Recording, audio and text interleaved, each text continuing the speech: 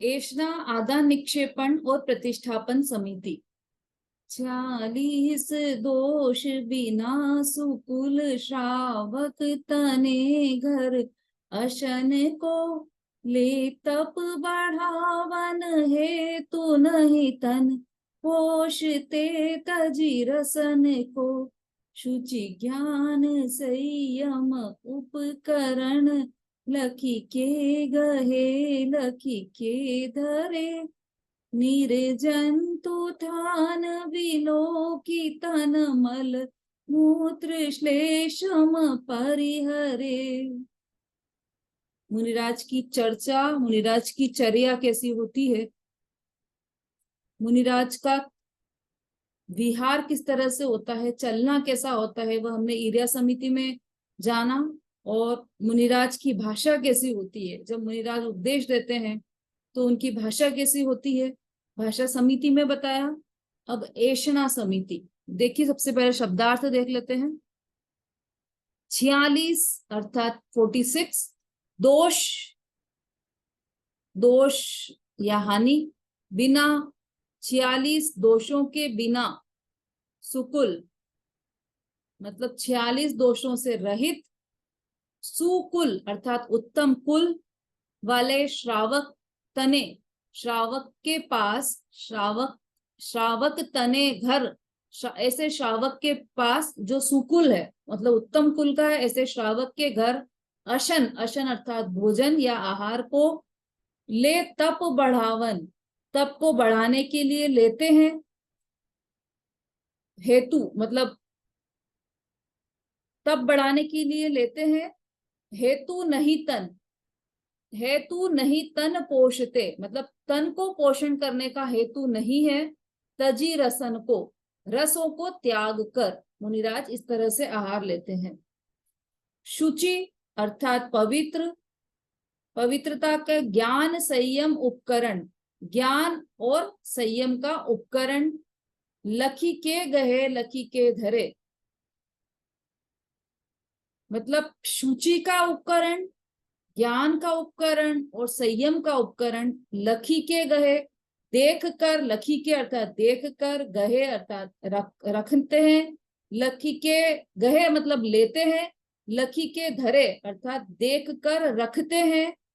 निर्जंतु थान, निर्जंतु मतलब जंतु रहित, जीव रहित स्थान, थान अर्थात स्थान, विलोकी अर्थात देख कर, तन शरीर का, मल मूत्र, मल मूत्र और श्लेष्म, श्लेष्म अर्थात नाक का मल, परिहरे त्यागते हैं। शब्दार्थ हुआ, अन्वयार्थ पढ़िए वहां से।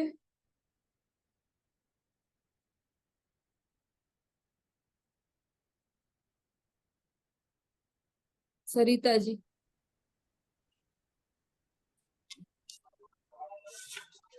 दीदी नई वाली किताब से पढ़ रहे हैं, इस वाली मंगलायतन वाली किताब से। हाँ पढ़ दीजिए। वीतरागी मुनि उत्तम कुल वाले श्रावक के घर 6 रसों तथा 1-2 रसों को छोड़कर शरीर को पुष्ट न करते हुए मात्र तप की वृद्धि हेतु आहार के 46 दोषों को दूर करके भोजन को ग्रहण करते हैं।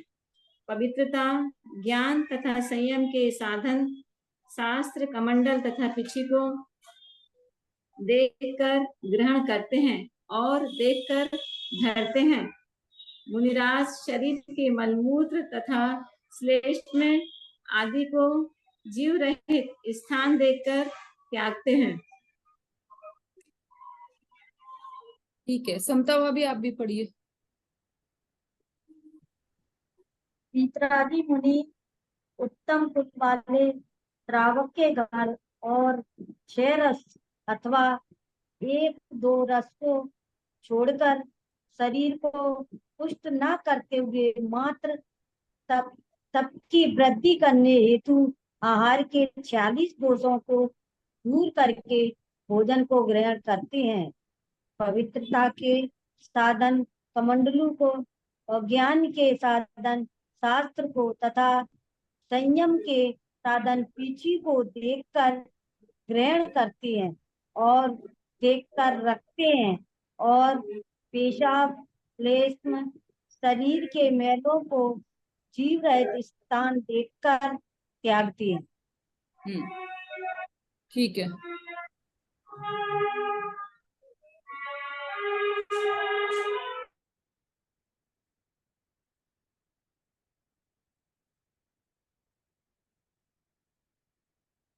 हाँ,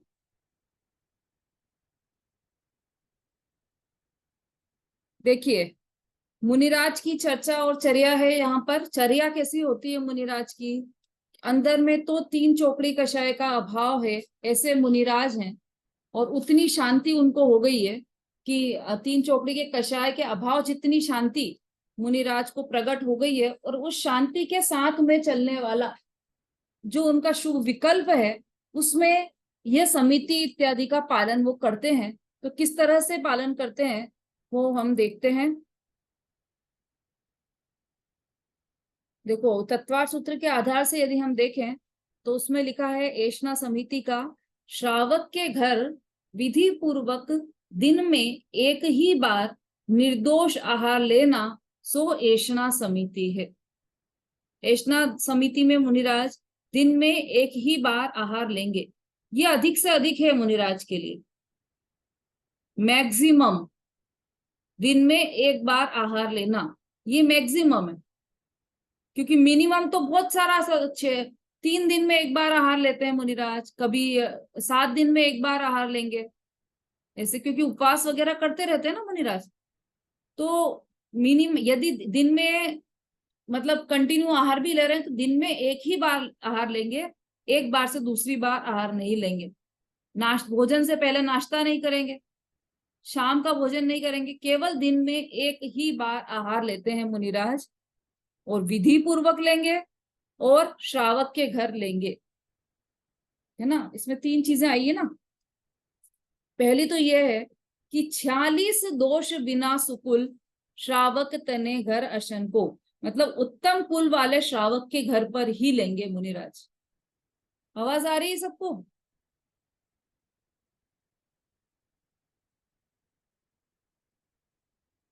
हाँ, मुनिराज एषणा समिति की वो परिभाषा बोली थी, वो एक बार और बोल दीजिए, लिख ली। हाँ, अभी आपने बोली ना तत्व सूत्र के अनुसार। हाँ, अभी है ना, पूरी बताएंगे, आप पहले आराम से समझ लीजिए, फिर उसके आधार पे आप परिभाषा भी फिर लास्ट में वापस बता देंगे, है ना। अच्छा, देखो, पहली बात क्या है, उत्तम कुल वाले श्रावक के घर। उत्तम कुल वाले अर्थात ऊंचे कुल वाले होना चाहिए। ऐसा नहीं कि SC ST वालों के घर पे आहार ले लेंगे मुनिराज, ऐसा नहीं होगा कि हरिजन के घर पर आहार ले लें मुनिराज, ऐसा कभी भी संभव नहीं है। मुनिराज आहार लेंगे तो उत्तम कुल वाले के घर पर, उत्तम कुल वाले श्रावक के घर पर ही आहार लेंगे नियम से। दूसरा, उत्तम कुल वाले श्रावक के घर, और 6 रस अथवा 1-2 रसों को छोड़कर, रसों का त्याग करते हैं। 6 रस कौन से? दूध, घी, शक्कर, हरी और तेल और दही। घी घी भी है ना। घी भी है, हाँ। दूध, दही और घी, 3 चीजें। दूध, और दही, घी और हाँ, शक्कर और नमक। हरी नमक और नमक, हरी और क्या हो गया, दूध, दही, घी, शक्कर, दीदी दही। हाँ, दूध, दही, घी बोल दिया ना उन्होंने।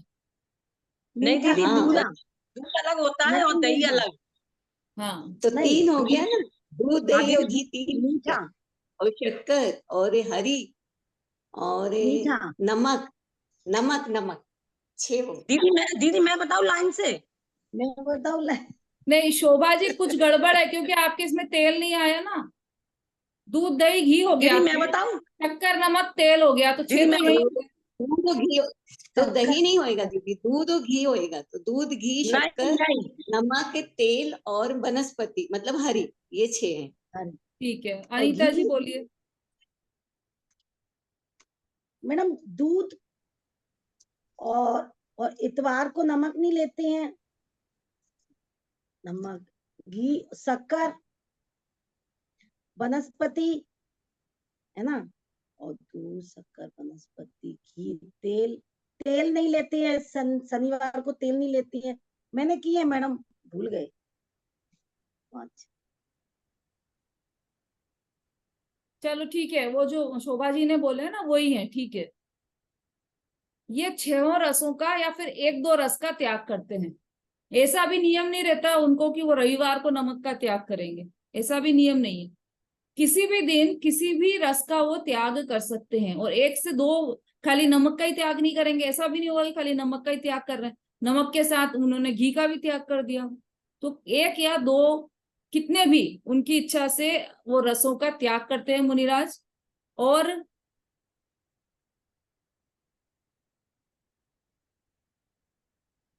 तीसरा है 46 दोष के बिना, मतलब 46 दोषों को दूर करके भोजन को मुनिराज ग्रहण करते हैं। अब 46 दोष कौन से होते हैं? तो उसमें है, देखो अपन ने पिछली बार भी ये लिया था, सुलोचना आंटी 46 दोष कौन से हैं?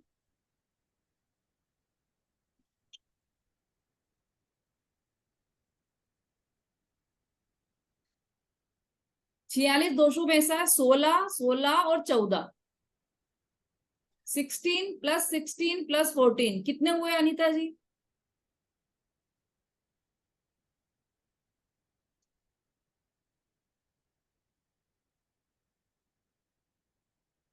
तो उसमें पहले जो फर्स्ट 16 है, 16 है, वो है उद्गम दोष। जो दोष दाता और पात्र दोनों के कारण आहार में उत्पन्न होता है उसे उद्गम दोष कहते हैं। दूसरा है उत्पाद दोष। जो दोष पात्र के आधार से उत्पन्न होते हैं वो उत्पाद दोष है। और तीसरा है आहार संबंधी दोष। जो दोष आहार एवं दाता के कारण से उत्पन्न होते हैं वो आहार संबंधी दोष, वो 14 होते हैं। इस तरह से ये 46 दोष होते हैं।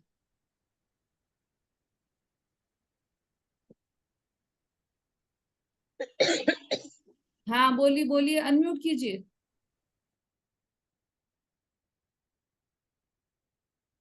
जय जिनेन्द्र। हाँ 16 उद्गम के और 16 सासादन और 14 मल दोष।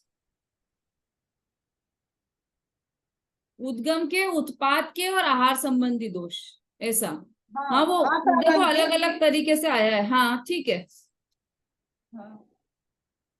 उसका आप डिटेल करोगे ना तो उसमें दोनों शामिल हो जाते हैं। अब इसका आप डिटेल समझना, उसमें हाँ, मूलाचार में से, हाँ मूलाचार में से इसका डिटेल आप पढ़ सकते हैं। अभी तो आप यहाँ पर इतना जानिए कि मुनिराज जो होते हैं वो 46 दोषों को टालकर आहार ग्रहण करते हैं और उत्तम कुल वाले श्रावक के घर पे आहार करते हैं और रसों को त्याग कर आहार ग्रहण करते हैं मुनिराज। 46 दोष बिना, 46 दोष बिना, ये हो गई एक बात। दूसरा सुकुल, सुकुल श्रावक तने, ये दूसरी बात हो गई। और तीसरी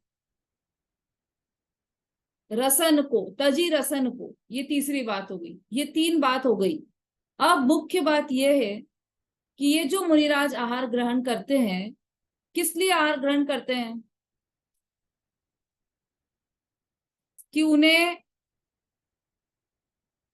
अपने गृहस्थ जीवन की याद आ जाती है कि जब मैं एक बार अपने घर पर था तो एक बार हलवा बना था, अब बहुत दिन हो गए हलवा खाए, तो आज तो अब हलवा खाने चलना है। तो आंकड़ी ले लेंगे कि अब तो मेरे को आज तो हलवे की आंकड़ी है। ऐसा करेंगे क्या मुनिराज? इसलिए आहार ग्रहण करते हैं क्या मुनिराज? जी नहीं दीदी, तब की वृद्धि के लिए आहार करते हैं। हाँ, तन को पोषने के लिए भी आहार नहीं करते। या फिर ऐसा सोचे कि मेरे शरीर में बल कम हो गया है तो मेरे को थोड़ा सा और ताकत बढ़ानी है, तो कुछ ताकतवर चीज खाकर आता हूँ, बादाम का हलवा मिल जाए तो ठीक है, तो थोड़ी ताकत आ जाएगी मेरे में, है ना। ऐसा कुछ भी विचार नहीं करते मुनिराज। मुनिराज आहार ग्रहण इसलिए करते हैं कि वो उस शरीर से तन को पोषने के लिए नहीं करते, तो किसके लिए करते हैं? तप को बढ़ाने के लिए करते हैं। तो तप को कैसे बढ़ा सकते हैं? कि उस शरीर के द्वारा वो जानते हैं कि जो शरीर है ना, शरीर को वो अपना, शरीर को मैं हूं ये तो वो समझते ही नहीं है, मित्र भी नहीं समझते, शरीर को शत्रु भी नहीं समझते मुनिराज। तो क्या समझते हैं मुनिराज शरीर को? है ना, 3 चीजों से इनकार कर दिया कि शरीर मैं हूं ये तो बिल्कुल भी नहीं समझते, बिल्कुल भी नहीं मानते, ऐसी तो दृढ़ श्रद्धा है उनकी। फिर शरीर को मित्र भी नहीं समझते, शरीर को शत्रु भी नहीं समझते कि उससे द्वेष करने लग जाए कि अरे ये शरीर क्यों है, ये शरीर नहीं होता तो मुझे मोक्ष हो जाता, ऐसा द्वेष भी नहीं करते मुनिराज। तो शरीर के प्रति कैसा व्यवहार रखते हैं कि जैसे हम अपने नौकरों के साथ व्यवहार रखते हैं, ऐसा मुनिराज अपने शरीर के साथ व्यवहार रखते हैं कि उससे अपना काम चलाते हैं वो, है ना। हम नौकरों का ध्यान रखते हैं कि नहीं नहीं तुम ये दवाई ले लो, बीमार पड़ जाओगे फिर तुम। क्यों हमको नौकर की इतनी फिक्र कैसे हो गई? क्योंकि यदि ये बीमार पड़ गया तो हमारा काम कौन करेगा, इसलिए हम फटाफट नौकर को दवाई दे देते हैं। हमारी मेड ने आकर कहा कि आज तो मेरा सिर दुख रहा है, ऐसा लग रहा है कि बुखार आने वाली है, इतने घबरा जाते हैं हम कि अरे इसको बुखार आ गई तो हमारा क्या होगा। 3 मंजिल ऊपर भी घर में दवाई रखी होगी तो दौड़ कर लेके आएंगे और लाकर उसको, अरे ले ले, बैठ जा, पानी ले ले, चाय पी ले, ये दवाई ले ले तू। क्यों इतना प्रेम दिखाते हैं हम नौकर से? क्योंकि हमें अपना स्वार्थ उससे साधना है। ठीक ऐसे ही मुनिराज को भी उस शरीर से अपना स्वार्थ साधना है। और उनका स्वार्थ क्या है? कि उनका काम हो जाए, इतना स्वार्थ है। क्या काम हो जाए? कि वो तप करते हैं, काय क्लेश करते हैं, तप करते हैं, तो वो तप की वृद्धि में वो शरीर सहायक हो जाए, इतना टिका रहे बस। ऐसा नहीं हो कि शरीर में इतनी पीड़ा हो जाए कि वो तप भी नहीं कर पाए, ध्यान में स्थिर नहीं रह पाए। बस एक शरीर चलता रहे, इसके लिए बस एक टाइम, दिन में सिर्फ एक बार, और वो सबको पता है कि कैसे लेते हैं। 32 ग्रास पूर्वक आहार लेते हैं मुनिराज, भूख से कम भोजन लेते हैं, एक ही टाइम भोजन और उसी टाइम पानी भी ले लेते हैं, उन्हीं 32 ग्रास में पानी भी हो जाता है उनका।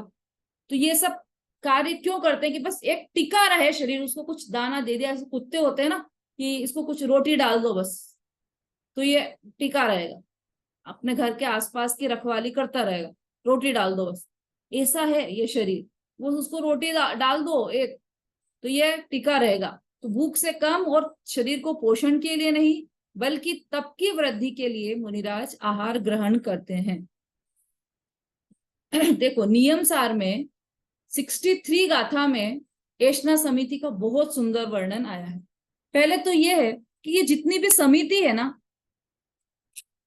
ये सब व्यवहार से कही गई है, निश्चय से तो एक ही समिति है।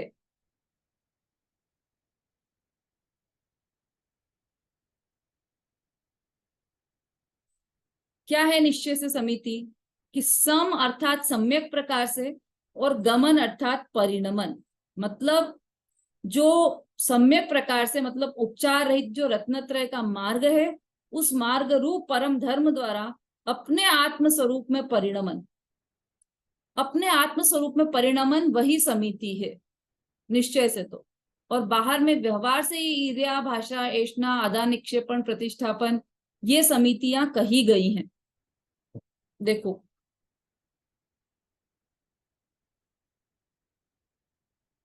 स्व आत्मा के परम तत्व में लीन स्वाभाविक परम ज्ञानादि परम धर्मों की जो एकता है सो समिति है, ये नियम सार में कहा है। अब देखो इसमें कुछ रहस्य की बातें देखिए। सम्यक दृष्टि जीव मानता है कि आत्मा पर जीव का घात नहीं कर सकता, पर द्रव्यों का कुछ नहीं कर सकता, भाषा नहीं बोल सकता, शरीर की हलन चलन आदि रूप क्रिया नहीं कर सकता, शरीर चलने योग्य हो तब स्वयं उसकी क्रियावती शक्ति से चलता है, परमाणु भाषा रूप से परिणमन के योग्य हो तब स्वयं परिणमता है ना। पहले में ईर्ष्या समिति के लिए कहा है, क्या कहा? कि शरीर चलने योग्य हो तब स्वयं उसकी क्रियावती शक्ति से चलता है। फिर भाषा समिति के अपेक्षा से परमाणु भाषा रूप से परिणमन के योग्य हो तब स्वयं परिणमता है। फिर पर जीव उसके आयु की योग्यता के अनुसार जीता या मरता है, लेकिन उस कार्य के समय अपनी योग्यता अनुसार किसी जीव के राग होता है, इतना निमित्त नैमित्तिक संबंध है। इसलिए निमित्त की अपेक्षा से समिति के 5 भेद होते हैं, उपादान अपेक्षा से तो भेद ही नहीं पड़ता, उपादान से तो कोई भेद ही नहीं पड़ता। ये जो 5 भेद बताएं, ईर्ष्या, भाषा, ऐष्णा, आदान, इक्षुण, प्रतिष्ठापन, ये सब निमित्त नैमित्तिक संबंध, निमित्त की अपेक्षा से भेद बताएं। समझ में आ रहा है थोड़ा थोड़ा?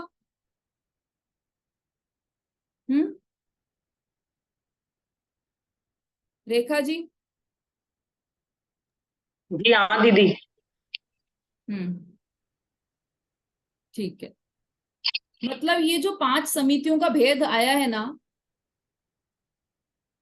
वो निमित्त की अपेक्षा से, उपादान से तो एक ही प्रकार की समिति के आत्मा में परिणमन करना है ना। क्यों निमित्त की अपेक्षा से क्यों कहा उसको, नंदिता जी? वो मुझे लास्ट का व्यवहार और निश्चय से समझ में नहीं आया। हाँ, अभी समझा। देखो ये जो 5 भेद, निश्चय से समिति किसे कहा? अभी देखो समिति की परिभाषा बताई ना, सम और इति, सम और इता इससे बना है। तो सम का अर्थ है सम्यक प्रकार से, मतलब आत्म स्वरूप में, इता मतलब गमन करना, परिणमन करना। तो इसका अर्थ क्या हुआ, पूरा हम जोड़ देंगे तो आत्म स्वरूप में परिणमन करना, ये ही निश्चय से समिति है। ठीक है, अब व्यवहार समिति, तो व्यवहार समिति के लिए 5 समिति बोली, तो निश्चय से तो एक ही समिति है। भाषा समिति में भी निश्चय से यही है कि अपने आत्म स्वरूप में रमण करना या परिणमन करना। ईर्ष्या समिति में भी यही है, और सारी समितियों में निश्चय से परिभाषा तो यही रहेगी। अब व्यवहार से निमित्त नैमित्तिक संबंध देखकर, कैसे निमित्त नैमित्तिक, कि जैसे मतलब जैसे मुनिराज हैं तो वो ईर्ष्या समिति से चलते हैं, तो मतलब 4 हाथ जमीन देखकर चल रहे हैं, है ना। क्या है ईर्ष्या समिति की लाइन? परमाद तजी चोकर मही लखी, मतलब प्रमाद को तज कर 4 हाथ जमीन देखकर मुनिराज चलते हैं, ये हो गई ईर्ष्या समिति। ठीक है, अब वास्तव में क्या हुआ कि हम चल सकते हैं क्या, या हम शरीर को चला सकते हैं क्या, कि नहीं चला सकते। शरीर की हलन चलन आदि रूप क्रिया हम कर नहीं सकते, फिर भी ऐसा बोला कि ये देख कर चलें। तो ऐसा किस लिए बोला कि वो तो व्यवहार से निमित्त नैमित्तिक संबंध। देखो वास्तव में तो 3 चीजें हैं। पहली बात तो ये कि मुनिराज ईर्ष्या समिति से चल रहे हैं, तो क्या मुनिराज वो क्रिया कर रहे हैं चलने की, कि मुनिराज परद्रव्य की क्रिया तो कर ही नहीं सकते, शरीर की क्रिया तो मुनिराज कर ही नहीं सकते, क्योंकि द्रव्य ही अलग हो गए। ये पुद्गल द्रव्य है शरीर, और मुनिराज जीव द्रव्य है, तो क्रिया की तो बात ही नहीं है। बात है परिणामों की, कि मुनिराज परिणाम कर रहे हैं कि मुझे 4 हाथ जमीन देखकर चलना है। वो जो विकल्प आ रहा है, वो जो परिणाम आ रहा है, वो शुभ विकल्प है। ठीक है, अब वो जो शुभ विकल्प है उसी के साथ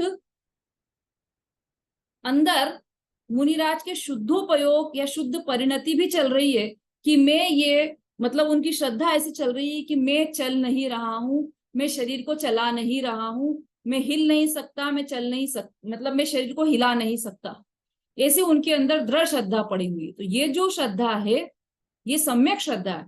इस श्रद्धा के साथ चलने वाला जो ज्ञान है वो सम्यक ज्ञान है, और इस श्रद्धा के साथ जो आत्मा में रमणता हो रही है, लीनता हो रही है, वह सम्यक चारित्र है। तो ये निश्चय रत्नत्रय पूर्वक ये बाहर में समिति दिखाई देती है।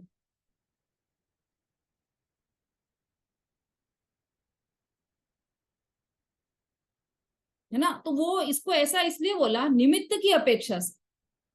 मुनिराज ईर्ष्या समिति से चलते हैं, हमने ऐसा बोला ना, तो मुनिराज चलते हैं क्या, कि आप ही कहते हो कि मुनिराज तो चलते नहीं है, तो फिर आप कैसे कह रहे हो कि मुनिराज ईर्ष्या समिति से चलते हैं? तो यहाँ पर निमित्त नैमित्तिक की अपेक्षा से कहा गया है, निमित्त की अपेक्षा से कहा गया है कि मुनिराज ऐसे परिणाम कर रहे हैं ना, कि मैं 4 हाथ जमीन देखकर चलूं, ऐसा जो विकल्प आ रहा है, उसको उन पर क्रिया पर आरोप लगाकर निमित्त की अपेक्षा से ऐसा कहा गया है कि मुनिराज एरिया समिति से चलते हैं। समझ में आ रहा है नंदिता जी?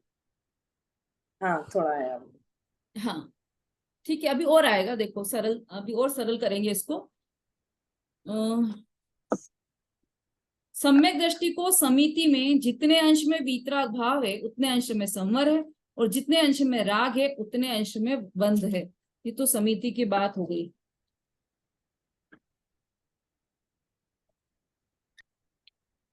चलो ये भी थोड़ी ऊंची बात है, इसको अपन बाद में देखेंगे। अभी थोड़ा ऐष्णा समिति में हम नियम सार के आधार से देख लेते हैं। नियम सार में क्या कहा है? मन, वचन और काया में से प्रत्येक को कृत, कारित और अनुमोदना सहित मानकर उसके 9 भेद होते हैं, उसमें संयुक्त अन्न 9 कोटि रूप से विशुद्ध नहीं है, ऐसा शास्त्र में कहा है। अभी देखो ये ऐष्णा समिति में सारी आहार संबंधी बात है ना, तो इसमें 9 कोटि से मुनिराज आहार ग्रहण नहीं करते। कैसा 9 कोटि कौन सी हुई? मन, वचन, का ये 3 हो गए, और कृत, कारित, अनुमोदना ये 3 हो गए, और 3 को 3 में मल्टीप्लाई कर देंगे तो कितने हो जाएंगे? 9 हो गए ना। मतलब जो मन है, मन से कृत, कारित, अनुमोदना तीनों नहीं करेंगे, वचन से कृत, कारित, अनुमोदना तीनों नहीं करेंगे, और काय से कृत, कारित, अनुमोदना ये तीनों भी नहीं करेंगे मुनिराज। क्या नहीं करेंगे वो अब बता रहे हैं। जैसे मन, वचन और काया तथा कृत, कारित और इन अनुमोदना, इन 9 कोटि से संयुक्त अन्न मुनिराज को नहीं हो सकता। ऐसा अन्न वो ग्रहण नहीं करेंगे, क्योंकि उनसे सहित अर्थात मन, वचन, काया से, देखो थोड़ा इसमें और सरल लेते, जैसे किसी ने साधु के लिए बनाए हुए आहार पानी को, भले ही वह साधु ने बनाया नहीं है, बनवाया नहीं है, तथा यह ठीक है ऐसा अनुमोदन भी नहीं किया है, तथापि उस आहार पानी को साधु लेता है, तो उसका अर्थ ही यह है कि साधु को उसकी अनुमोदना है, इसलिए उसकी 9 कोटि में से अनुमोदना कोटि टूट जाती है। पहले तो 9 कोटि को समझते हैं अपन। जो 9 कोटि है ना, मन, वचन, काया, कृत, कारित, अनुमोदना, तो मुनिराज जो है वह मन से कहेंगे, मन मतलब पहले अपन वचन ले लेते हैं तो आपको सरल ज्यादा पड़ेगा, या काय, वचन और काय से वो ऐसा बोलेंगे नहीं मुनिराज वचन से कि आप मेरे लिए भोजन बनाइए, या फिर अपने किसी चेले को ऐसा नहीं कहेंगे कि तुम मेरे लिए ये भोजन बनवा देना, है ना। और कोई उनका शिष्य ऐसा कह रहा हो कि महाराज मैं आज आपके लिए वहां पर भोजन बनवा रहा हूं, तो उसको ऐसा भी नहीं कहेंगे कि हाँ हाँ बहुत अच्छा किया तुमने, अच्छी व्यवस्था जमा ली, ऐसी अनुमोदना भी नहीं करेंगे। तो वचन से कहेंगे नहीं, कहलवाएंगे नहीं, और कोई कह रहा है तो उसकी अनुमोदना भी नहीं करेंगे। ठीक है, वचन का समझ में आ गया ना। सबसे पहले अपन जो सरल था वो ले लिया अपन ने वचन से। अब काय से, काय से कोई ऐसी चेष्टा नहीं करेंगे कि जिससे वो मतलब आहार ऐसा बनाओ मेरे लिए, आहार ऐसा, कोई इशारा ऐसा नहीं करेंगे कि मुझे वो लेना है, मुझे ये लेना है, ऐसा इशारा नहीं करेंगे। या कहलवाएंगे नहीं किसी से, सॉरी वो वचन में आ गया, मतलब अपने शिष्य को ऐसा इशारा नहीं करेंगे कि तुम ये नहीं वो बनवा लेना, या अनुमोदना नहीं करेंगे। शिष्य ऐसा कह रहा हो किसी से, किसी श्रावक से कि आप है ना, आप ऐसा करना कि आज खीर नहीं हलवा बनवा लेना, या कुछ भी उसने कुछ बोला, तो उसकी अनुमोदना भी नहीं करेंगे तुमने अच्छा बोल दिया, ऐसा।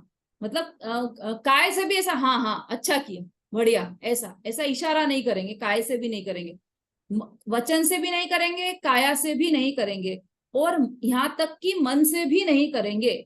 उनके मन में भी ऐसा नहीं आएगा कि कोई मेरे लिए भोजन बना ले तो अच्छा है, या मेरा शिष्य किसी से ऐसा कह दे कि तुम ये भोजन बना लेना तो अच्छा है, या कोई मतलब वो मन में भी अरे मेरे शिष्य ने ऐसा कह दिया तो अच्छा किया इसने, ऐसी मन में भी अनुमोदना नहीं आएगी। तो उनके मन, वचन, काय इन तीनों से कृत, कारित और अनुमोदना इन तीनों का हमेशा त्याग रहेगा। अन्न संबंधी, अभी अन्न संबंधी बात चल रही है, ठीक है। अब देखो साधु बाहर से अनुमोदना नहीं करते, इसलिए उनके लिए, उनके अपने लिए बनाए हुए आहार पानी चल सकते हैं, ऐसा नहीं है। है ना भाई। आप अगर अपन ऐसा कहते हैं कि जो मुनिराज है वो किसी और से ऐसा नहीं कह सकते कि भाई तुम मेरे लिए बनवाओ, तो अगर कोई उनके लिए बना दे तो वो ठीक है, ऐसा नहीं है।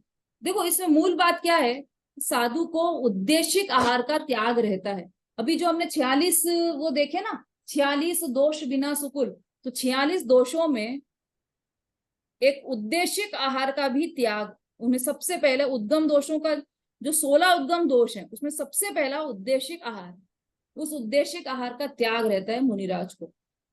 उसका अपन परिभाषा देखते हैं, संयमी मुनिराज के निमित्त भोजन बनाना सो औद्देशिक दोष है, ये दोष है। मुनिराज यदि उस आहार को ग्रहण कर लेते हैं तो ये दोषपूर्ण आहार है, मुनिराज आहार ऐसा ग्रहण करते नहीं है। यही बात यहाँ पर कह रहे हैं कि यदि चलो भाई अब हम अनुमोदना नहीं कर रहे हैं, लेकिन हमारे लिए किसी ने बनाया है तो उसका तो ग्रहण कर सकते हैं ना, उसका उत्तर दे रहे हैं कि साधु बाहर से अनुमोदना नहीं करते इसलिए उनके अपने लिए बनाए हुए आहार पानी चल सकते हैं, ऐसा नहीं है, क्योंकि वो उस आहार पानी का प्रयोग करते हैं, वह अनुमोदना ही है। मुनिराज के निमित्त से यदि भोजन बनाया है और उस भोजन को वो ग्रहण करते हैं तो वो अनुमोदना में ही चला जाएगा। किसी ने मुनि के लिए आहार आदि बनवाया हो, उसे मुनि ने किया नहीं, कराया नहीं है, परंतु अपने लिए आहार अथवा पानी बना होने पर भी उसे मात्र ग्रहण करता है तो वह भी अनुमोदना है, ये अनुमोदना में चला जाएगा। तो जो चौके लगते हैं वो तो मुनिराज के निमित्त से ही लगते हैं। हाँ दीदी, यही मैं बोल रही थी कि आपने अभी बोला ना। चौके लगते हैं। हाँ ठीक है, देखो अच्छा आपका प्रश्न सही है कि जो चौके लगते हैं वो मुनिराज के निमित्त से ही लगते हैं। बात यहाँ पर चौके लगाने की नहीं, भोजन बनाने की है। जो आपने भोजन बनाया है वो आपने अपने ही निमित्त से बनाया है और उसमें से मुनिराज आ गए तो उनको पड़गाहन किया, उनका चौका लगाया। चौका लगाया मतलब उनको पड़गाहा, वो उनके लिए मतलब उचित आहार होगा मुनिराज के लिए। लेकिन यदि मुनिराज के निमित्त से ही बनाया कि मुनिराज आने वाले हैं उनके लिए अपन ये बना लेते हैं तो वह औद्देशिक आहार हो जाएगा जिसका मुनिराज को त्याग रहता है। सरिता जी। दीदी फिर तो ये जैसे चौके में तो पूरे टाइम यही करते हैं ना कि बनाते ही उनके उद्देश्य से आहार, उद्देश्य ही बनता है दीदी। हाँ हाँ, तो उद्देशिक आहार का तो मुनिराज को त्याग रहता है। देखो चंदन बाला की कहानी तो सबको पता होगी। चंदन बाला ने उनके जो मतलब चंदन बाला ने भी आहार दिया ना, किसको दिया? महावीर मुनिराज, महावीर भगवान, मुनिराज महावीर, है ना? मुनिराज महावीर, तो उनको आहार दिया जब चंदन बाला ने, तो वो औद्देशिक था क्या? जी नहीं, औद्देशिक नहीं था, आहार उतने टाइम तो नहीं था उनको। हाँ औद्देशिक नहीं था। था, चंदन पास बाला, जो था उनको दे दिया। हाँ तो वो किसके निमित्त से था? मुनिराज के निमित्त से तो नहीं बनाया था ना, वो स्वयं के लिए था, तो वो उसमें से ही मुनिराज को आहार दिया। ये उनके लिए उपयुक्त आहार होता है ना? हाँ शोभा जी अनम्यूट करके बोलिए। दीदी उस समय क्या था कि सभी लोग शुद्ध आहार करते थे, आजकल तो सबके घरों में शुद्ध आहार होते ही नहीं है, तो उनके उद्देश्य से तो आहार बनेगा। सही बात है। ये आपका प्रश्न इसमें भी आने वाला है, अभी आप सुनिए। वैसे तो क्यों नहीं है शुद्ध आहार? बनाइए ना, क्यों नहीं बना रहे हैं अपन शुद्ध आहार? बनाओ। किसने मना किया? मर्यादा और 16 मर्यादा का मतलब ध्यान